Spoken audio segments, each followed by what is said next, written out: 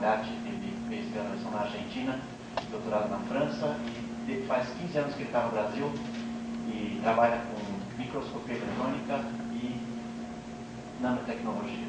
E hoje ele vai falar para a gente sobre transistores, microcircuitos, nanoeletrônica e além. Bom, muito obrigado.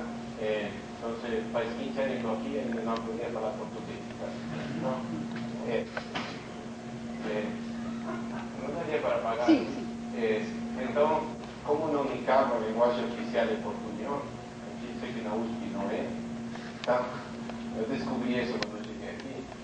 Então, hoje eu vou falar de transistores, circuitos. Me falaram para tentar fazer um seminário para estudantes de graduação. Então, eu tentei fazer algo geral, sem entrar muito em detalhes, mas apresentar o aspecto histórico e a importância do transistor. O objetivo daqui é mostrar desenvolvimentos de física que mudaram para muito, e o transistor, o circuito, a nanoeletrônica até agora não mudou tanta coisa. Então eu vou tentar apresentar um aspecto histórico da evolução da eletrônica e discutir um pouco aquilo que a nanociência está tentando contribuir e quais são mais ou menos as perspectivas com alguns artigos. Eu não sou um especialista em eletrônica, eu trabalho mais que nada com física de objetos pequenos e os nano-objetos, que é a moda. Então eu vou ir passo por passo. Então, a primeira coisa que a gente tem que ver é transistores e componentes de eletrônica. Então, qual é a primeira pergunta que a gente faz para um estudante? Quantas partes tem um transistor? Então, para ver se ele tem. Então, primeiro é eletrônica, é estudo de circuito formado por componentes, mas que nada é armazenar, transmitir, processar, controlar informações através de correntes e voltagens e usar com isso para passar informação, controlar processo ou mecanismo. Então, os componentes normais, a gente conhece o resistor, um sistema que produz corrente, dissipa com a lei de Ohm. Tá? Um capacitor são duas superfícies de metal, tem um condutor elétrico que une os dois, serve para armazenar energia. Temos o diodo, que tem um símbolo na flechinha, que é um sistema que conduz eletricidade em um sentido e não no outro. E o transistor, que é o objeto de hoje, eu vou ir mais para frente, tem 3 patinhas, são símbolos normais. E o transistor revolucionou, a invenção do transistor nos anos 40 gerou muita capacidade diferente de eletrônica até esse momento, e no fim, através do circuito integrado, mudou todo o que se chama hoje a sociedade da informação, telecomunicações, tudo isso, e se deve muito ao desenvolvimento dessa pequena pecinha de 3 P's. Tá? Então, antes de entrar no transistor, eu vou dar um contexto histórico. E a eletrônica, no começo, era eletrônica de vácuo. O que era isso? Bom, a primeira eletrônica de vácuo, podemos ir ao século passado, Thomas Edison, o inventor da lâmpada incandescente. Ele não só que se ele tinha a lâmpada incandescente, o filamento bem quente, e colocava um metal, existia corrente que circulava, ou seja, havia elétrons que eram emitidos por o filamento e eram coletados lá. Mas Edison era um inventor, não era um cientista, ele não ligou muito para isso, porque isso não servia para fazer lâmpadas melhores. Tá? Então, ele deixou lá, mas ele viu que se aplicava, os elétrons são negativos, se não aplicava uma voltagem negativa aqui, a corrente não ia. Então, era o primeiro diodo, o primeiro sistema que conduzia a eletricidade num sentido e não no outro. Mas ele ficou por lá. Tuvimos que esperar, vocês veem, mais de 20 anos, para que seja desenvolvido também nos Estados Unidos o triodo. Que é o quê? É um filamento, que a gente chama cátodo, isso possui um só pedaço. Os elétrons viajam até um coletor e no meio tem uma grade. Tá? E este é um sistema que trabalha em vácuo, é um envoltório de vidro em vácuo. E para que serve o triodo? Essa grade aqui no meio serve para controlar a corrente que vai entre o cátodo e o ánodo, ou aquilo que se chama, é um amplificador. A gente aqui tem um sinal, pode ser o microfone do telefone, um sinal de rádio, de televisão. Aqui a gente pode aplicar, vocês veem que aqui tem muitas pilhas. Esse é o símbolo de uma pilha. Tem muita pilha, você pode tirar muita corrente e a gente modula aqui um sinal uma voz, e aqui a gente tira uma corrente que tem a mesma modulação que aqui, mas muito mais intensa, não se vai ao alto-falante. Então, a ideia do triodo é amplificar sinal. E isso era muito importante para todo o que estava sendo gerado no começo do século. Telefones deixou de ser o telégrafo, Morse passou a ser teléfono, rádio, televisão, e aqui uma rádio dos anos 30, tá? Se vocês veem aqui, não dá para ver, tem esse tubo lá dentro. E quem pensa em válvula, pensa, não, aquilo é antediluviano. Tá? Em casa tinha uma rádio válvula. A televisão, quando eu era criança, era válvula. E o pior de tudo, eu fiz minha tese com um microscópio que era válvula nos anos 80. Então, não pense que a válvula é uma coisa de outro mundo. Existe. E existe, hoje quizás não é tão divulgada, sabem algumas coisas de áudio, mas eu cresci com válvula. Tá? Realmente a indústria eletrônica começou com isso que se chama eletrônica de válvula. Tá? E isso seguiu muitos anos. Então, qual é o problema disso? Isso é uma peça grandona e aquece muito. Então, aqui temos um texto de um prêmio Nobel, tá? Um dos primeiros computadores que existiu se chama ENIAC, e o símbolo é integrador e computador numérico eletrônico. Esta é a foto. Tá? Esse sistema tem 17.000 válvulas, assim, tá? Consumia 174 kW. Tá? E realmente não calculava nada. Né? Mas quem pagava uma coisa dessa era um militar. Os militares que podiam pagar isso. Então, aqui se vamos ler em inglês, tá? Era óbvio quando chegaram lá que as pessoas tinham ideias novas sobre fazer computação, sobre processar informação. E a válvula era um bloqueio. Ou seja, com válvula não ia muito longe. Essas válvulas são pouco confiáveis, dissipam, porque aquecem muita energia. E o futuro, a perspectiva de crescimento era pequena. Era necessário mudar o sistema. E aí é que entra a física. Tá? Até lá vocês veem mesmo Edison e Lee Forest. Lee Forest já era um pesquisador, eu acho que do MIT, mas era coisa industrial. Tá? O que se desenvolveu entre 1900 e 1940, que era a época daquele computador, era a física quântica, a entender a propriedade dos átomos, depois dos sólidos, entender por que um era condutor, por que um isolado. E aqui eu vou tentar fazer física com o livro de eletrônica do curso de engenharia. Então, me desculpem os físicos, tá? Vou tentar entender. Então, a gente tem a eletrônica de vácuo.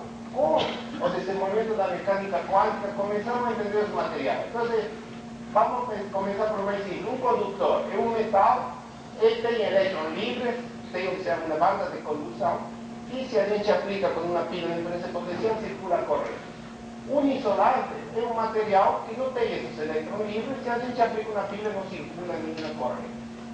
E no meio entre os dois existe um tipo de material que é o semicondutor, que vamos pensar um material puro, se chama semicondutor intrínseco, que os mais conhecidos são germânio e silício, que a temperatura ambiente ele não conduz muita eletricidade. Mas, se a gente aquece um pouquinho o material, essa energia térmica permite que os elétrons saiam do átomo, fica um pouquinho de elétron livre e fica aqui um elétron, um átomo que tem um elétron a menos, que está carregado positivo. Então vamos chamar uma lacuna. E o elétron pode se mexer, ou essa lacuna pode ser preenchida e correndo, ou seja, um elétron de um átomo prende a lacuna e a lacuna vai para lá. Então a gente pode pensar que temos a corrente está sendo transportada por elétron, que a gente seria portadores negativos, ou por buracos que se mexem, ou lacunas, que seriam portadores positivos. Então, um semicondutor é um pouco isolante, mas se a gente trabalha, ele pode conduzir eletricidade. Então, isso é mais ou menos uma descrição do material semicondutor. E isso começou a ser entendido nos anos 30, 40. Então, como não só entender a física, tem que fazer materiais, também, nesses anos, se aprendeu a preparar um material suficientemente puro e agregar e fazer o que se chama dopagem. Essa condução elétrica é muito pouca se a gente tem um material puro. O que se fez foi agregar umas impurezas. Se a gente agrega um átomo, por exemplo, silício e germânio, tem 4 elétrons de valência. Se a gente agrega um material pentavalente, tem um elétron a mais. Então, é como que esse material tem um elétron extra. E então, quando a gente faz esse material, sobra em cada lugar da rede um elétron a mais. Então, esse elétron a mais agora pode transportar, quando aplica a voltagem, circula na corrente. Isso se chama uma impureza doadora, porque dá um elétron a mais, ou dopagem N, negativa. Agora, podemos colocar, em lugar de 4 átomos de valência, colocar um elemento químico trivalente. Então, vai faltar um elétron. É como se em cada lugar do átomo não tem um elétron a mais e um elétron a menos. É como se teríamos um lugar, um sítio atômico carregado positivo. Então, agora esse material se chama uma impureza receptora, porque ele cria um buraco na lacuna, dopagem P de positivo, e ele transporta eletricidade mais fácil que o material puro, mas através do desplazamento dos buracos. O portador de carga é aquele buraco positivo. Então, aquilo que a gente sabe de um semicondutor, essa é a definição, você vê em 2 livros de microeletrônica básica de cursos de eletrônica. A gente tem um material que a gente pode controlar com a dopagem, qual é a facilidade com aquele transporte de eletricidade. Você diz, tudo bem, e no fim, um metal podia fazer a mesma, porque eu tenho um elemento puro e ainda vou ter que controlar a impureza. Se com um metal posso fazer a mesma coisa. O secreto está em fazer junções. Se a gente junta, se a gente tem um material P e um material N, ele conduz eletricidade. Por exemplo, podemos fazer um resistor, um fio. Mas o importante é quando a gente junta, coloca esses dois materiais juntos, o que acontece? No lado N, temos elétron a mais. Aqui a bolinha, com um positivo, é o átomo, e tem um elétron a mais. Aqui a bolinha, no lado P, é o átomo, e tem um elétron a menos. É como que sobra uma carga positiva. Quando a gente os junta, os elétrons de aqui, do lado N, pulam e entupem esse buraquinho que estava faltando um elétron. Então, se aqui fica esse átomo, que agora não tem mais carga positiva, e esse que tem um elétron a menos, passou desse lado, ficou agora sem esse elétron a mais, ficou com um elétron a mais. Então, aqui se cria o que se chama uma zona de depressão, onde não tem mais esses elétrons a menos, nem desse lado, o elétron a mais de lá, e ficou mais ou menos neutro. Tá? Então, essa é uma zona, que se chama zona de depressão, e aqui, como vocês têm elétron desse lado, o elétron que vai vir aqui, vai ver que aqui tem os elétrons, não vai querer atravessar a barreira. E do outro lado, não sei como que o elétron, se quer passar por aqui, ele tem um campo elétrico que se gera por essa carga negativa, positiva aqui, para lá que o repele. Então, se a gente aplica agora uma pilha numa junção e põe o lado positivo no P e o negativo no N, e tem uma voltagem suficiente para superar essa barreira, o elétron sente que a força manda para lá. Se a gente aplica com uma pilha e supera essa força que repele o elétron, a corrente circula. Então, isso se chama polarização direta. O polo no mesmo lugar, P com positivo, N com negativo. Se a gente inverte a pilha aqui, o que é o que a gente faz? Reforça o polo negativo aqui, do negativo positivo lá, a gente aumenta a zona de depressão e a corrente simplesmente não circula. Que é o que isso é um diodo. Tá? Que antes a gente sabia fazer com a lâmpada de Edison. Então, se um diodo, que significa é o resumo de 2 eletrodos, é uma junção PN e conduz eletricidade se vocês polarizam do P para o N, mas não do N para o P. Então, se a gente agora, em lugar de uma válvula para fazer chama um retificador, a gente junta esses 2 semicondutores dopados. E nos anos 30 ao 40 já tínhamos conhecimento de física suficiente para entender por que isso funcionava desse jeito e como se fabricava. Mas vocês se lembram, se o Boltzmann e a transparência das válvulas, a gente quer amplificar um sinal. A gente quer fazer agora com isso algo que amplifique o sinal. Muitas empresas, e nesse momento, por exemplo, Bell Labs, a empresa de telefone importante, tentaram estudar como poder transformar isso, que já tinham construído um diodo de estado sólido para fazer eletrônica, em algo que era o triodo. que era aquela válvula que permitia entrar um sinal e sacar outro sinal. E aí é a invenção do que se chama transistor, que vem de transferência e resistor. Isso foi feito no Bell Lab nos anos 48, na revista Electronic de setembro de 48, e notem na capa, de Crystal Triode, triodo de estado sólido. Eles, por primeira vez, lograram fazer com essa meleca que está aqui, fazer esse triodo. Eles tinham um semicondutor de germânio, um metal aqui embaixo, colocaram dois fios metálicos, se chama um transistor de contato pontual. Aqui tem um cabo, um fio elétrico, aqui tem outro, aqui eles estão cortados. E com este eletrodo aqui embaixo, permite que polarizar da mesma forma que tem essa junção, colocar que haja mais ou menos portadores de carga, seja elétron, seja buraco, e a gente podia fazer aqui um sinal e aplicar uma voltagem suficientemente grande aqui e tirar uma corrente maior. A mesma coisa que fazia um triodo, salvo que em lugar de ser essa válvula, essa coisa que tem mais ou menos uma pulgada, 2 centímetros. Agora você diz, qual é o desenho de ser um triângulo? Não é porque o triângulo é um desenho mágico. Agora você tem que colocar dois eletrodos em um semicondutor que era germânio muito perto. E o cara falou, como faço para colocar duas pontas muito perto? Vou fazer um fio de ouro na volta de um triângulo com uma faca por todo meio. Por isso que tem um triângulo. Tá? Na física ou na ciência, uma coisa que tem que aprender é pensar simples e não fazer coisa complicada. Complicada demais, tá? Então, o que o cara fez, essa era a equipe, Shockley, que era o chefe do grupo, Bardeen, que era um teórico que ganhou 2 prêmios Nobel, tá? Por supercondutividade, e Barber, que era realmente a pessoa que fazia as coisas com a mão, que fez com um triângulo de plástico e um fio de ouro na volta, aqueles dois eletrodos suficientemente perto para que o campo mude a condutidade, mude o transporte. Então, isto foi. Agora temos uma forma de amplificar señales em estado sólido. Tá? Que é o que isso levou? Não sei se alguns de vocês viram isso. Tá? Radiotransistores, também quando era criança tinha um. Tá? Quando eu ia escutar o partido de futebol, as pessoas podiam jogar o rádio mais frequente que jogar nas filas com o juiz. O rádio era caro.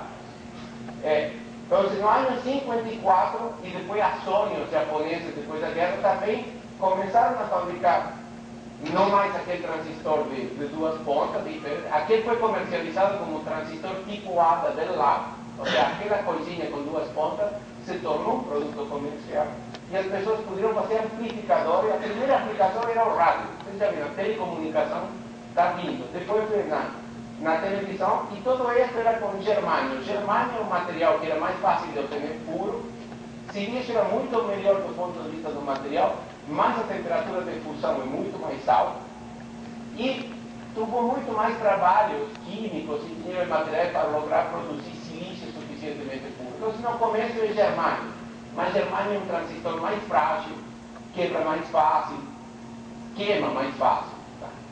Então, com isso, a gente tem a primeira revolução. Nós temos que levar uma caixa de madeira e uma tomada 110 por 120, agora temos algo que dissipa, amplifica, e a gente pode escutar o rádio em todo lugar. Tá? Ainda não é um MP3, nem um iPod, mas está chegando lá. Então, olha o reconhecimento, isso foi um salto da eletrônica. Agora não era mais uma válvula assim, era um sistema de estado sólido, e ganharam um prêmio Nobel de Física. Tá? Tem que ver que esse é um trabalho de engenharia em uma empresa, mas está tudo alavancado por a compreensão da física, das junções. Bardeen era um físico teórico, entre um engenheiro físico que desenhava as coisas e a pessoa que mais ou menos construía. Eles conseguiram, com isso, fazer um salto na indústria da eletrônica. Realmente, a gente viu um enorme pulo no que a gente podia fazer em circuito com esse sistema. Tá? Mas, ainda, se a gente queria fazer esse rádio menorzinho, ter o nosso iPod, faltava mais. Quem já viu um transistor sabe que uma coisinha assim tem 1 centímetro, meio centímetro. Tá? E a gente, quando vai fazer um circuito, solda as coisas. Tá? Se a gente queria fazer coisas menores e menores, isso de ter diversos materiais soldados seguia sendo muito melhor que a válvula, mas ainda faltava. Tá?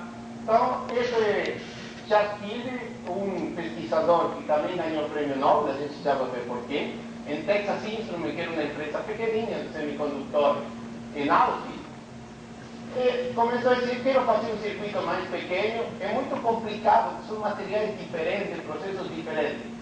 E ele estava na ideia de seria muito melhor se a gente fizesse um só material, é um problema de cozinha mais simples, tem um só ingrediente. Tá? E se seria em um só sistema, seria mais robusto. A gente então pensou: como eu faço para pegar um pedaço de material, usinar ele para que tenha todos os componentes? Fazer um resistor é simples, é um silício mais ou menos dopado, a gente considera que conduz eletricidade para ter a resistência elétrica suficiente. Capacitor pode ser feito, é simplesmente uma junção que eles já sabiam fazer. Transistor, eles já sabiam fazer, era de novo também outra junção, coisas assim. Então, ele propôs de fazer isso, e aqui esses são comentários dele mesmo, ele foi um dos desenvolvedores do circuito integrado. Muita gente irá contra. A primeira coisa é que isso não vai funcionar. Sabe, esse é um comentário típico para que você propõe algo. Tá? Não vai funcionar.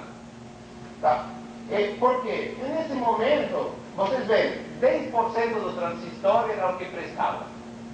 Vocês fabricavam transistor, a maior parte era jogado no lixo. Não era uma fabricação confiável. Por quê? Porque a ciência de material, o conhecimento, fazer material puro ainda não estava bem polido.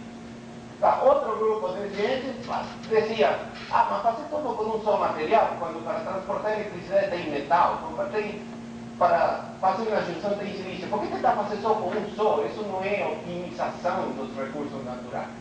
E outro, que é o mais engraçado, é que fazer tudo de um só material não é elegante. Tá? A pessoa que descobriu, depois quando vamos ir na frente, você vê como é absurdo pensar que não é elegante fazer um circuito integrado. Tá?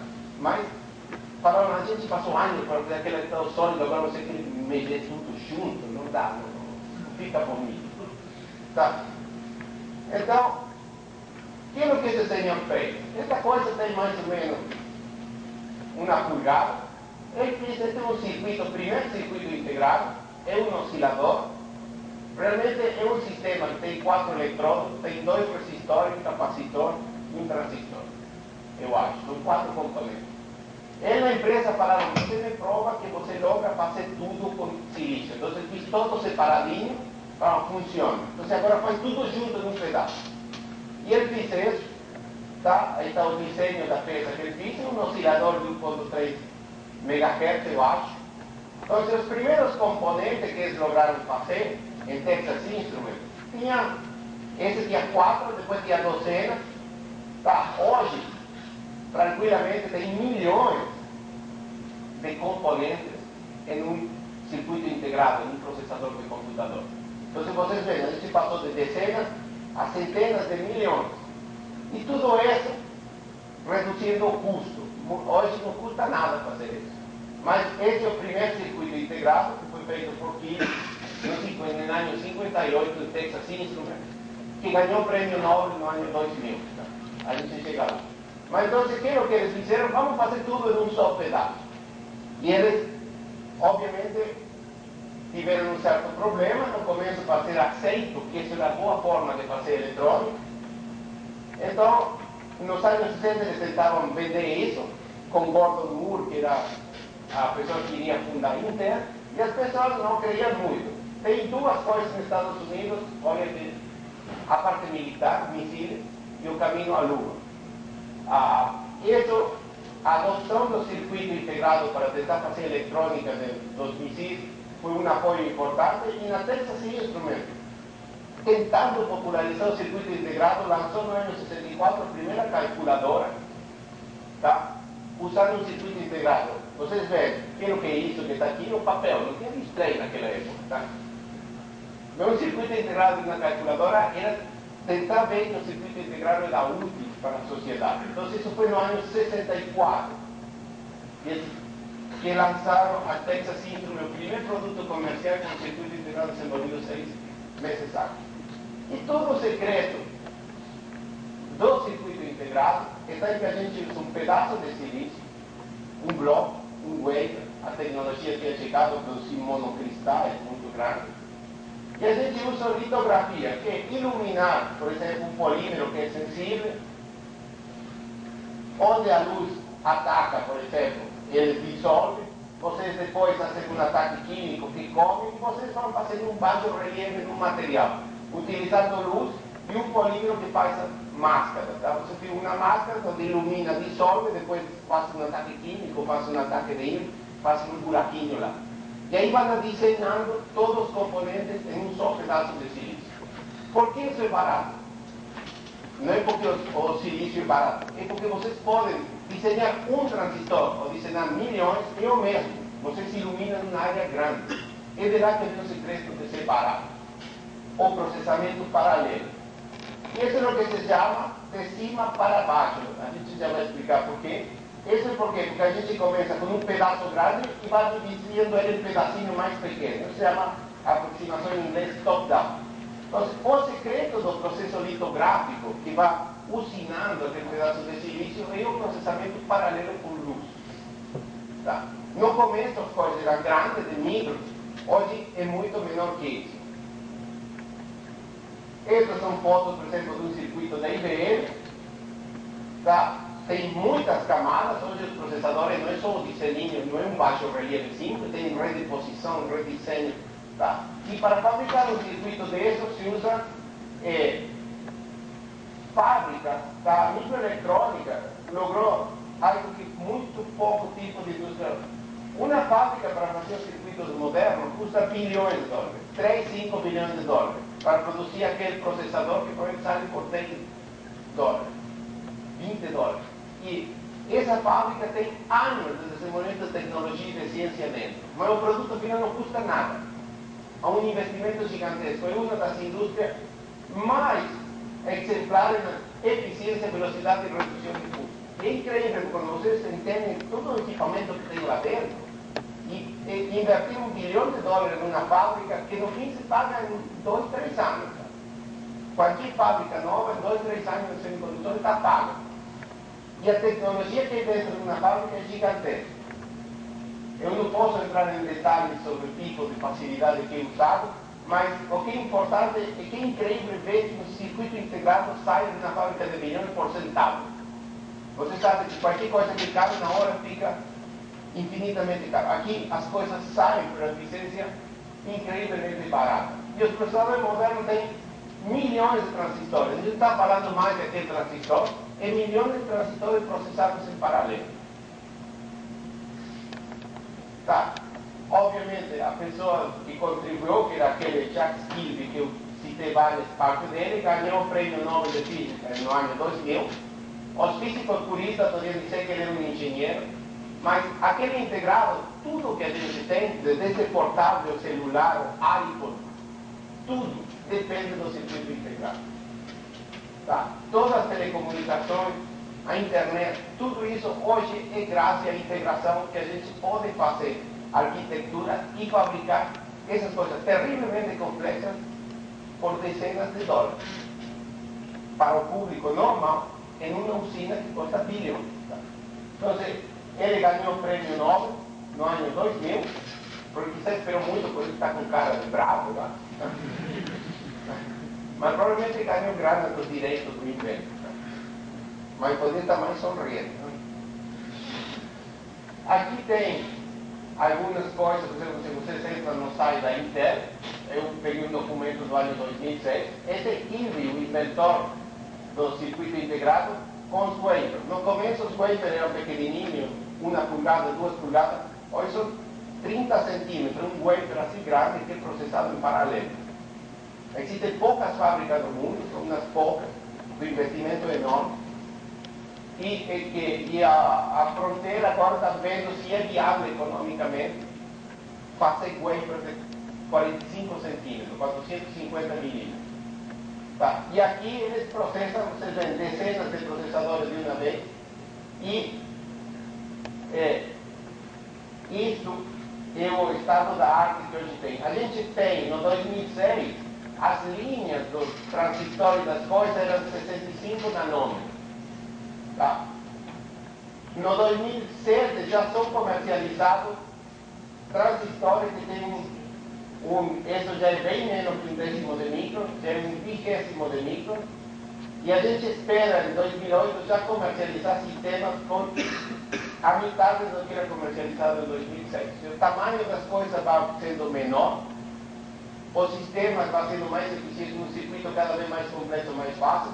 Estas são, por exemplo, transistores com linhas de 65 nanômetros, mais ou menos um pouco mais de 1/20 de micro, e aqui é possível fazer 10 milhões de transistores em 1 milímetro quadrado.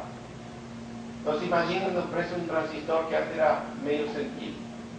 Tá? E este é um exemplo de um transistor que tem aqui, que é da tecnologia nova, tem uma largura de 35 nanômetros.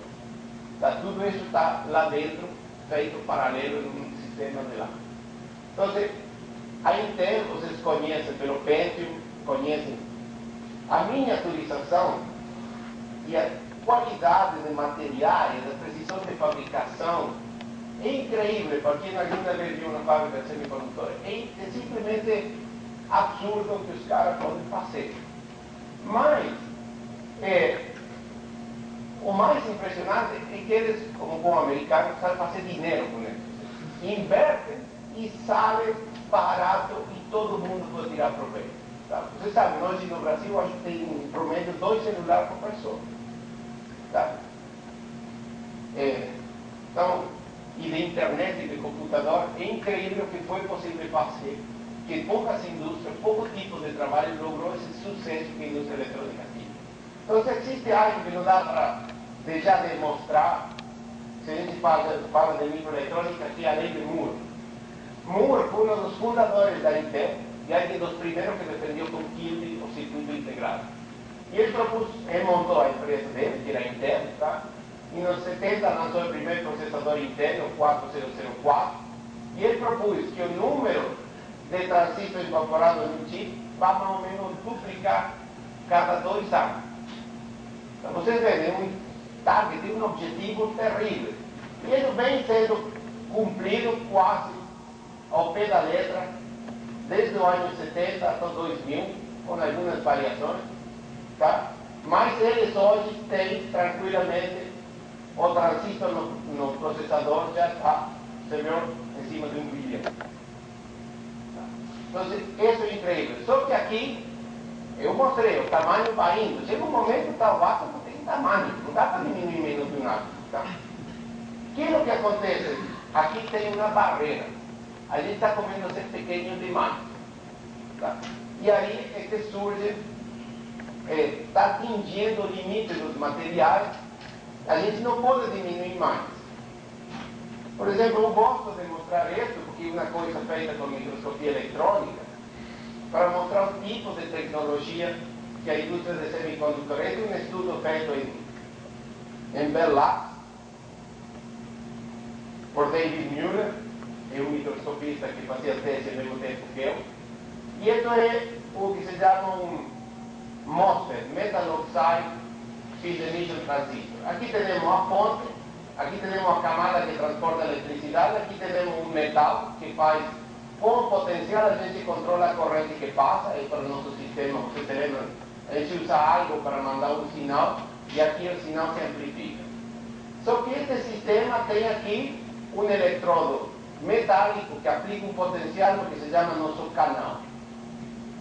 E quando a gente oscila aqui na sinal de saída e amplifica. O problema é que se isso vai diminuindo no tamanho, vai diminuindo na espessura. E a gente já chegou à espessura, onde o óxido de silício, que é o que se usa silício como isolante, o óxido de silício, que é o vidro, tá? É o isolante ideal. Chegou na espessura de mais ou menos 1 milésimo, 2 milésimos de micro, um nanômetro. E aqui foi feita uma medida com microscopia eletrônica, foi medindo quantas capas, medindo a propriedade do material através da espectroscopia de elétrons, medindo capa atômica por capa atômica, para ver quantas capas atômicas era necessário para fazer um isolante. mesmo que seja óxido de silício puro, se é fino demais, ele não isola mais. Então chegou à conclusão de que precisava 5 capas atômicas para fazer um isolante com óxido de silício. Significa que não dá para fazer mais fino que isso. Chegou ao limite do material. Óxido de silício não serve mais como óxido de silício faz coisa menor. E aqui surgiu toda uma nova linha de pesquisa que como fazer isolantes para óxido de porta, tá? Que são óxido de maior óxido, nitreto e tem outro tipo de óxido de outros materiais que está tentando colocar lá. Então, esse é um exemplo claro de chegar ao limite do que o material pode dar. Tá? E isso foi medido, e vocês veem as ferramentas que a indústria utiliza para estudar o problema. Ele está estudando detalhes. A gente pensa que esse é brinquedo de físico. Isso não, isso é uma resolução de um problema industrial ao nível atômico. Seria bom que a gente tivesse isso aqui no Brasil, não? Mas, que a gente resolvera problema industrial nesse nível de detalhe, porque esse é um brinquedo de físico e tanto, e resolvendo um problema prático real. Então, a microeletrônica, realmente, hoje a gente escuta muito nanociência e nanotecnologia. Hoje tem tudo nano. Tá? Segundo a linguagem popular, nano vem de anão, pequeno, mas nano na vida real significa dinheiro. Você põe nano e eu tenho dinheiro para trabalhar. Tá? Então, como ele falou que eu faço nanociência, eu trabalho com coisas pequenas faz tempo. Tá? Eu posso colocar, só que quando eu comecei era small. Agora é tudo nano, tá? Tá? 1 bilhão de nano, 1 metro. Vocês podem fazer engenharia civil nano também. Só podem uma ideia nova. Então, a nanociência, e aqui tem um destaque de uma das revistas mais importantes de ciência, que é a Science, americana, em 2001, a coisa mais importante de ano, nanocircuito. E aqui tem um nanotubo, parece uma cidade, mas realmente um cabo, que é um novo material que foi descoberto, que tem mais ou menos 1 nanômetro de diâmetro, 1 bilionésimo de metro, ou 1 milionésimo de milímetro. Tá? Agora, a nanotecnologia em si só existe pelas ferramentas que a microeletrônica gerou. Sem a microeletrônica, a gente não teria as ferramentas para fazer nada. Para preparar materiais átomo por átomo, para caracterizar átomo por átomo, tudo isso foi financiado por a microeletrônica. E provavelmente os militares mais. Tá? Mas a microeletrônica que deu tudo a base para fazer isso. Então, nanocircuitos, vocês veem, isso é, a gente vai fazer a nova. A gente chegou ao limite dos materiais, tem que fazer outra coisa. E por que usa isso? Porque quando a gente está no transistor, uma das coisas que é mais fácil de fazer é tentar fazer essa porta, esse canal de comunicação com um material menor, mais pequeno. Tá? Então, aí que surgiu algum material. E aqui, a gente tem que mudar. Antes a gente desenhava em um pedaço de silício e fazia os pedacinhos. Agora o que a gente quer fazer é diferente. Sintetizar coisas pequenas, controlando a propriedade, a estrutura, a posição, e agrupar elas para fazer o circuito alinhado. Isso é o que a nanociência se propõe. Construir os tijolos, as unidades básicas, e com essas unidades básicas construir o material, construir o circuito. É diferente do outro. Não se chamava top-down, porque a gente começava com um pedaço e cortava ele para ter o circuito. O que a gente quer agora é fazer os pedaços, juntar esses tijolos e construir um circuito. Só que esses pedaços de hoje, graças ao avanço no conhecimento de engenharia, ciência de materiais, a gente pode fazer muito material com formas, coisas que antes era impossível pensar faz 20 ou 30 anos. Tá? Entre um desses materiais estão os nanotubos de carbono. O que é o nanotubo de carbono? É o mesmo que o grafite, que está em qualquer lápis. O grafite é como um quaderno, é muitas folhas. Agora vocês pegam uma dessas folhas e o enrolam para fazer uma mangueirinha. Opa, ele quer avançar, mas está dizendo que estou atrasado. O meu computador é inteligente demais. Então se faz uma mangueirinha. Você diz, é uma mangueirinha de carbono, conduz eletricidade. Mas por ser tão pequeno, tem uma propriedade única. Ele pode ser isolante, condutor ou semicondutor, simplesmente se vocês enrolam a mangueirinha entre uma folha aqui, Uma carta da FAPESP, não deve dizer que me deram dinheiro. Tá? Vocês podem enrolar a folha, assim passem no tubo, mas vocês também, as cartas da FAPESP não me servem.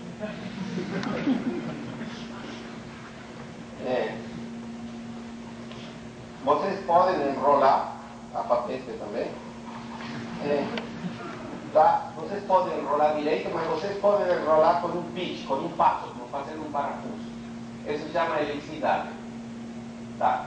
E vocês podem fazer, controlando o diâmetro e essa helicidade, vocês podem fazer que o tubo seja condutor, semicondutor, isolante, não colocando impureza, só controlando a geometria. Então, isso é uma maravilha, isso é só porque é carbono. E os caras falam, aqui temos um secreto. E ainda o carbono é um material que suporta 4.000 graus, tá? A temperatura de fusão. Então, se eu faço algo com carbono, não vai queimar nunca. Tá? E se queima, serve para fazer churrasco à brasa de sol. Só que a natureza, a gente sabe fazer 4.000 graus, tá? Mas não sabe controlar o que acontece. Então, a gente sabe fazer nanotubos, mas não sabe controlar o que sai. O que sai, bem-vindo seja. Tá? Mas as pessoas lograram fazer, aqui tem outra capa da Science, também de 2001, eles colocam nanotubos, colocam contatos e lograram fazer transistores, lograram fazer portas lógicas, lograram fazer as primeiras coisas de eletrônica digital, sim e não. Então, era possível reemplaçar aquele canal por nanotubos e eles mostraram que é possível fazer. É viabilidade, tá? A gente tem que celebrar que a microeletrônica é terrivelmente eficiente. A gente está demonstrando aqui, de laboratório, que é possível utilizar nanotubo para fazer eletrônica. Outra coisa que é muito utilizada, em lugar de utilizar um sistema, é crescer agulhas de semicondutor. Em lugar de ter que desenhar um canal, a gente coloca uma agulha. Aqui eu coloquei algumas transparências de coisas que a gente faz lá em Campinas, para mostrar que a gente tem que ver com que não estou falando de algo que não sei nada, tá? Sabia pouco antes de estudar. Então a gente lá trabalha com semicondutores, por exemplo, aqui uma heteroestrutura, tem camadas de diferentes materiais crescidos num cilindro que tem 50 nanômetros de diâmetro, e a ideia é colocar aquele sistema em contato. Tá? Então tem muito trabalho com isso. Aqui perderam umas figuras. Pior que meu computador. Já achou. O problema é que a gente faz coisa muito pequena e agora tem que colocar isso no circuito. Então, quando a gente tem capacitor e coisas de décimos de milímetro, que é a relogeria, a gente tem pinça e o microscópio monta. Quando vai a micro ou a nanômetro, não tem mais nada para manipular as coisas. Ou seja, nosso sistema de usar mãos para montar, bom, o paralelismo foi embora. Mas a gente, mesmo que a gente queira fazer um prototipo, não tem como manipular as coisas. E para isso, quando vai de micro a nanômetro, são microscópios eletrônicos, já não é mais nosso olho, e um instrumento caro, muitas vezes $1 milhão para ver isso. Então, existem propostas. Uma é saber que as moléculas orgânicas, auto-organização, por exemplo, essas são partículas de selenetos de chumbo e óxidos de ferro, vocês misturam e fazem um ópalo, que existem minerais. Então vocês podem ter um sistema que tem propriedade óptica e propriedade magnética. E isso se forma espontaneamente se vocês põem o tamanho certo. Isso foi feito na IBM, por grupo de Chris Murray. E outra coisa é usar moléculas como DNA, que tem uma correspondência, uma complementaridade, e organizar as coisas dentro de um líquido, dentro de uma sopa. Vocês põem lá, cada uma marca e eles sozinhos se ordenam. Tá? Só que isso é uma proposta, tem muitas coisas interessantes. Por exemplo, como ordenar aqui um grupo dos que mais desenvolveu nanofio semicondutor, um grupo de líder, nós que fiz primeiro. Por exemplo, eu gosto dessa proposta porque não é só um tarugo, é um tarugo onde tem a junção radialmente. Fizeram coisas coaxiais, colocaram eletrodo e puderam fazer um transistor de silício aqui está o fio, aí está nos contatos, esta barra deve ser da ordem de micro, tem uma estrutura que é radial, bem, ainda menor que fazer assim. Tentar fazer o sistema radial, e para ordenar as coisas eles utilizaram o sistema de líquido, que é a microfluídica. Você faz correr líquido assim, todas as agulhas seguem o fluxo e se alinham, depois rodam, fazem o líquido correr a 90 graus, as agulhas se cruzam, e depois vocês vão e procuram onde tem algo que mais ou menos deu certo, e aí colocam nos contatos. Muito bom para prototipo, mas não é ainda produção em série. Tá? Mas isso é nanociência. Tá? A gente está estudando se é possível construir as coisas a partir dos tijolos. E isso são outro approach que a gente usa, por exemplo, a gente estuda no nosso laboratório, a gente tem um sistema dentro do microscópio que pega os fios, não tem 2 dedos, tem 2 pontas, e a gente gruda ele nos eletrodos, como se fosse um robô dentro do microscópio eletrônico. Então, mas aqui a gente também não controla as forças, não entende bem como as coisas funcionam. Mas a gente constrói também nanodispositivos lá em capilha. E o último, que eu estou chegando, estou olhando aqui, tá? A última fronteira é que o computador mais poderoso sigue sendo biológico, tá? Nosso cérebro. Então, as pessoas estão tentando usar ainda menos que um fio que um nanotubo, usar uma molécula, aplicar eletrodo. Este é do ano 2000, a Scientific American, você vê o nascimento da eletrônica molecular. Tentar uma molécula que muda de forma, ou fazer um diodo que passa corrente para outro. E isso é uma área realmente interessante, tem muita gente trabalhando, muito resultado que vai para um lado que vai para o outro. Não existe uma coerência muito grande. E aqui existe um problema fundamental, que é o nano ou molécula eletrônica. A gente, quando tem um transistor de milímetro, sabe fazer uma solda, sabe fazer um contato elétrico. Quando tem uma molécula, quem que é soldar uma molécula? Qual é o contato? Ou seja, o que a gente mide na maior parte dos sistemas que a gente estuda, não é a molécula, a gente mide o contato dela. Ou seja, é muito mais ativo o contato que o que a gente quer fazer. Então, aqui tem uma Nature Materials do ano passado, onde diz, a gente está estudando as moléculas, simplesmente a física do contato. E isso é o que gera que a gente não logre fazer ainda as coisas reproduzidas. A gente tem muito a entender da física de fazer um contato, por exemplo, de um átomo com uma molécula. E muitas vezes é pouco reproduzível. Cada grupo gera um resultado, ainda não é consistente, porque se tem uma área onde a gente pode pensar moléculas, mas ainda não sabe soldar e fazer um contato elétrico para fazer um dispositivo. Tá? Então, na minha opinião, aqui a gente ainda não sabe, nem sequer com nanotubos, fazer um contato elétrico em coisas pequenas. Então, não dá para montar. Já estou acabando. Então, para que vejam, essa é uma coisa que a gente estuda no nosso grupo, que estuda o contato elétrico mais simples, que é fazer contato num fio metálico. E a gente estuda fios metálicos de um átomo de diâmetro. Cada bolinha que está aqui é um átomo. Então são 3 átomos de ouro suspensos entre 2 puntas de ouro, e a gente estuda, nesses fios de um átomo de diâmetro, a condutância elétrica é quantizada, e a gente faz estudos de transporte, estrutura e tudo isso.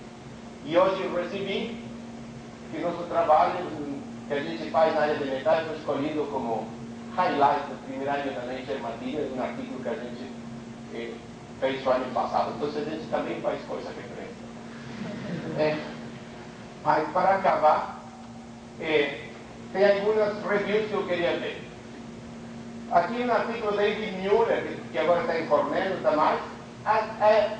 Se a gente olha, a eletrônica cada vez faz coisa mais pequena, mais rápida e mais barata. Mas se a gente olha para a velocidade dos relógios, a gente nota que deu um pulo por 2000 e depois parou. Por que a velocidade do processador não vai subir? Parece que nossa maravilhosa lei de Moore, a eficiência chegou na barreira, que se chama barreira do sonido. A gente já vai ver porque a comparação é com o avião. Então, este é um transistor, a gente tem vários parâmetros. A voltagem que ele trabalha para controlar as cargas, a espessura do óxido, que a gente já viu que tem um limite, e a largura do canal. Se a gente quer ir mais rápido, tem que fazer todo menor. Então, a gente tem voltagem, comprimento e espessura. São os 3 parâmetros. do ano 73 ao 93, simplesmente se foi reduzindo as dimensões. Vocês viram, de micros, alguns nanômetros, dezenas de nanômetros. Mas a voltagem reduziu muito pouco. Isso permitiu subir a velocidade e a capacidade de empacotamento quadraticamente. Todo subiu. Mas depois não dava mais para seguir com a mesma voltagem, as coisas eram tão pequenas que cortocircuitavam. Então tiveram que reduzir o tamanho e a voltagem. É a tendência dos 93 a 2003. Então aqui a velocidade parou de subir quadraticamente, não subiu mais tão rápido, subiu mais devagar, o empacotamento seguiu fazendo as coisas pequenas. O que acontecia aqui, que as coisas começavam a aquecer e queimavam. Reduzindo a voltagem que está aqui, permitiu mais ou menos manter a potência constante. Tá? Então assim as coisas pararam de queimar. Mas, no último, esse salto foi tecnologia para fazer esse óxido. Quando eles descobriram que o problema era óxido, mas a voltagem não reduziu junto com o óxido. E a potência voltou a subir. Então, hoje temos limitação na como fazer que, se você sabe que o cooler do computador travou, queimou, ou travou o Windows. Tá? Então, a dissipação para fazer esse problema, a voltagem não pode ser pequena demais, porque depois simplesmente por temperatura tem muito ruído. Então, não dá para reduzir a voltagem de um certo material, e não tem mais material também para fazer as coisas mais pequenas. E todos esses problemas físicos de materiais têm um preço para ser resolvido. E o problema é, por que isso vale? A gente quer realmente que o relógio siga indo no computador mais rápido, e aqui David Müller faz uma comparação. Vale a pena pagar o preço para superar esses limites de engenharia física, novas arquiteturas? Quem está disposto a pagar isso? E o exemplo que ela deu foi a aviação. Essa é a velocidade do transportador em função do ar. Essa é a velocidade do som. Você sabe quando chega a velocidade do som? O atrito, tudo sobe. Então, os aviões militares estão em cima da velocidade do som. 2. Mas os aviões comerciais pararam na barreira do som. Salvo o Concorde nos anos 70, que você sabe que foi desativado recentemente, a aviação civil é rentável sem ter aviões ultrassônicos. É muito melhor seguir com o avião infrassônico, e você sabe, não é Airbus novo, todos os aviões Boeing novos, não vão na barreira do som. Simplesmente é caro demais, não é rentável. Nos computadores, nós estamos chegando ao ponto onde o preço para subir é caro demais. A gente quer ter um laptop melhor, quer ter um telefone que tire fotos de não sei o que, receba não sei o que, é útil. Tá?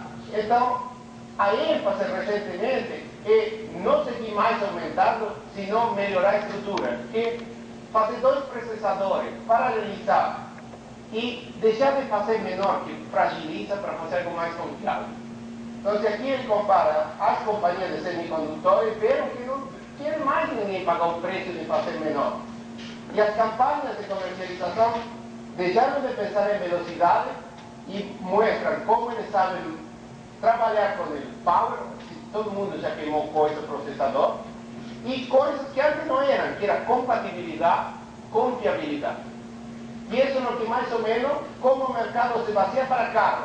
Tem pouca gente que compra coisa, carro em função da velocidade máxima, mas mais no custo operacional, na manutenção. Então, a perspectiva do mercado de computadores mudou. Realmente, hoje, em lugar de fazer um processador muito, faz 2 no mesmo pedaço e comunica eles corretamente. Tá? E aqui tem outro, Faidona Bullis, um dos que desenvolveram nanotubo eletrônica de nanotubo desde o começo, é do grupo IBM em Georgetown. E aqui tem uma conclusão de um paper recente dele de outubro de 2006. Tá? E aqui diz, eu vou ler simplesmente, nanotubos são excelentes para nanoeletrônica, fotônica, tá? Mas, para o que é verdade para qualquer nova tecnologia, há inúmeros problemas técnicos de muitos tipos que necessitam ser resolvidos para que uma tecnologia nanotubo seja útil. E aqui eu vejo. É realmente pouco improvável que a indústria do silício, que é tão altamente desenvolvida, seja reemplazada por nanotubo ou por qualquer outra coisa realmente no futuro próximo. Silício chegou a um ponto que dificilmente, o que a gente faz de nano, vende, mas dificilmente a indústria vai adotar isso. Tá? E que quizá existem coisas onde usar nano, auto-organização, coisa biológica, em algumas aplicações tem.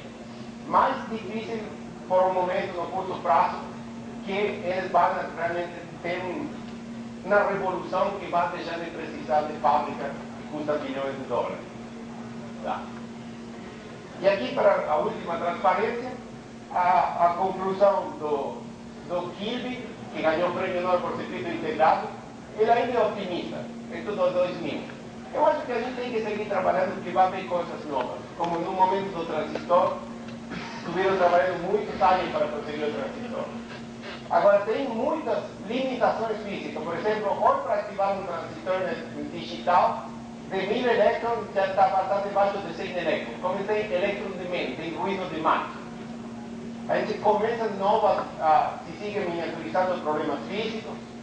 E o que é importante, a gente tem muita ciência para fazer, muitas coisas interessantes, como a computação quântica e coisas assim, como materiais, como síntese, como a física desses sistemas pequenos, tem muita ciência ainda para fazer aqui. Mas eu gosto de ver. Quando eu desenvolvi o circuito, meu objetivo é simples: diminuir o custo, simplificar e fazer a coisa pequena e mais rápida. As pessoas pensaram simples e revolucionaram a raça humana com a telecomunicação. Então, tá. Eu acho que a gente tem que seguir trabalhando, tem que seguir pensando, muitas coisas demoram, mas a gente vai provavelmente ter essa outra revolução. Provavelmente não é para agora imediatamente, mas a gente, como físico, por exemplo, tem muito para se divertir ainda, e as ferramentas para se divertir.